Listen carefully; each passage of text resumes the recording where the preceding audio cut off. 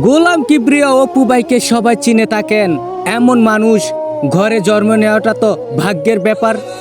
৮ নং মালাপাড়া ইউনিয়নের বন্যার সময় এই কিবরি অপু ভাই আমাদের বিপদে ছিলেন। এমন মানুষ ব্রাহ্মণপাড়া উপজেলা চেয়ারম্যান প্রার্থী হিসাবে দেখতে চাই। আমাদের রামনগরবাসীর কাছে দোয়া এতটুক রইল, গোলাম কিবরিয়া অপু ভাইকে চেয়ারম্যান প্রার্থী হিসাবে সম্মুখ দেন। এমন মানুষ যদি আমাদের পাশে থাকে বিপদ হবে না ভাই।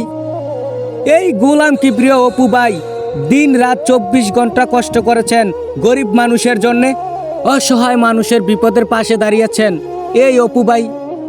ছোট বড় সবাই অপু ভাইকে সাপোর্ট করেন, ভালোবাসেন সবাই মিলে। বন্যার সময় অপু ভাই কি না করছে রামনগরবাসীর জন্যে।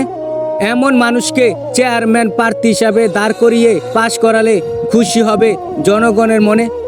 সবাই কিবরি অপু ভাইকে সাপোর্ট করবেন যেন চেয়ারম্যান প্রার্থী হিসাবে দেখতে পাই তাকে। সবাই ভালো থাকবেন।